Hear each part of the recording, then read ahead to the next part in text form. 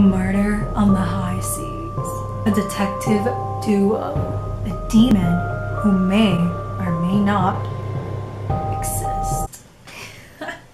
Hello everyone, I hope you're doing so well today. Today I've got a video that I'm super excited about. It's a book review. I really enjoyed doing this last time, and I've got to say I've read so many good books this month. Like so many. I am so incredibly excited for my October wrap up. But as of right now, I'm going to be talking about a book that came out on October 6th. And I picked it up and I read it so fast. I loved it. I had to get this on camera. I had to tell the world how much I loved it. And it's The Devil in the Dark Water by Stuart Turton. And I wish I had a physical copy, but this will do for now. Do you see? Do you see how I matched my makeup to the book? Do you see? Appreciate it, please. I got the little seashell earrings. Makeup. Yeah. Dark Water is Stuart Turton's second novel. I read his debut novel, The 7.5 Deaths of Evelyn Hardcastle, at the beginning of the year, I believe in February, and I absolutely loved it. It was so fast-paced. I could not see any of the plot twists coming. I just did not know what was gonna happen, and it kept surprising me, and it never really I don't know, I loved it. I really did love it. So of course I was super excited when he announced that The Devil in the Dark Water was going to be coming out in October, and the day it came out, I bought it and I read it. So yeah, I think I've said that like 3 times, but let's get to it. The Devil in the Dark Water takes place on a ship called the Sardam, traveling from Batavia, which is modern day Indonesia, to Amsterdam, and the voyage takes 8 months. Before the voyage, this ship is basically cursed. So here comes the story. The world's greatest detective is on this ship, but he is in manacles, so he can't do anything. And his best friend, Ardent, who is also his bodyguard, is trying to free him while also trying to uncover all the weird and mysterious things that are starting to happen on the ship. I just realized they called him Ardent, but it's not Ardent, it's Arndt or Arent. I'm not too sure. I don't know how to pronounce it, so in my head that's why I call him Ardent, because that's easier, but it's Arndt or Arndt or Arndt. Yeah, sorry about that. There's also Sarah, who is the wife of the Governor General. The General Governor. And together they kind of uncover this whole mystery. There's rumors that there's a devil on the ship, and everything is honestly pretty creepy. There were some scenes in this where I was like, ooh, I'm getting spooked out. And yeah, they're just really trying to uncover if there's a devil or not, or who is doing all this, because they're gonna die and they need to get to Amsterdam. Pros of this book. Okay, the plot. I don't know how Stuart Turton can do this, but he's able to craft stories, and I just like his mind. Okay, how does he think of this, and how can he actually write it down? I get overwhelmed at the thought of having all this in your brain and having to write it down. I cannot see what's gonna happen. There are certain things you can guess, but that is intentional. He wants you to know certain things. He doesn't want you to know other things. And he's so good at keeping things a secret and just kind of leaving you with a blown mind. Mind blown. Oh, I can't speak today. It's okay. The plot was great. I did not know what was gonna happen. It had me on my toes the entire time, and I loved it. I loved it. I can't say anything more.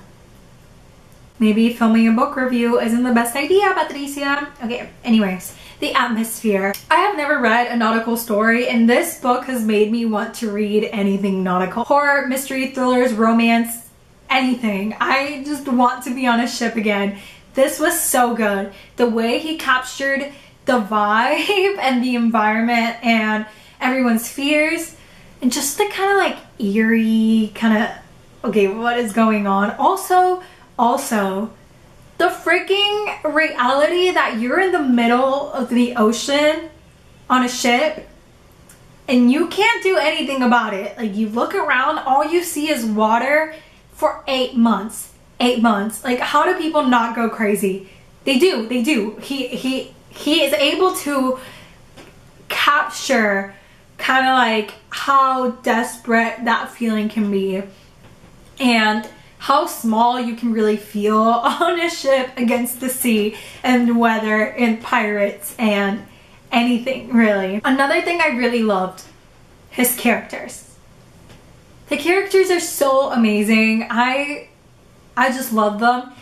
Stuart Turton, I've seen this with The 7.5 Deaths of Evelyn Hardcastle and The Devil in the Dark Water, but his characters are good. At least like the protagonist is like good at heart, and they have to do gruesome things. They have to do things to survive, but they're like good people, and it's just like a hero. It's really just a really good hero. But Aren't is such a good main character. We kind of feel what everyone else feels with such a mysterious and closed off character, but at the same time we get to see him kind of break out of his shell and grow and just a pure being, you know, like he deserves the whole world.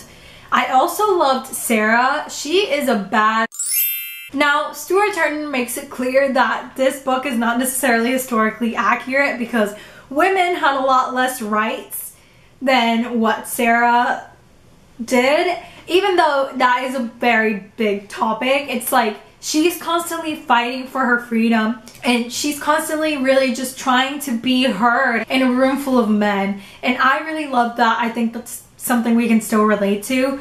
But I just loved her. I loved how she just did not care about what anyone would say. She just did her own thing. And she's so smart and she was not afraid of being intelligent.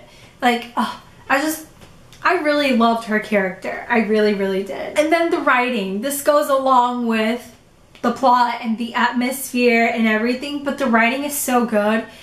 Turton does such a good job at really describing the scenes and describing what's happening and just the little things. I don't know. I could really visualize everything, and just 10/10 on the writing, dude. Like, it's just so good. I loved it. I could not put this book down. Now to the cons. Okay.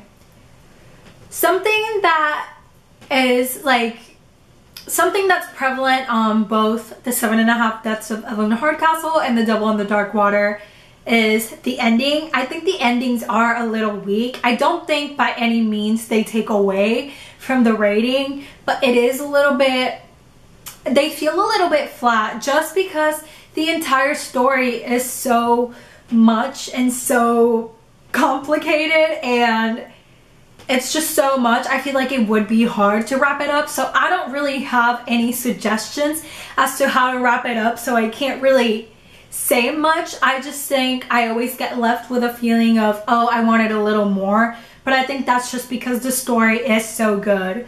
So yeah, that's kind of how I felt with this one. I felt like at the end it wrapped up a little too fast.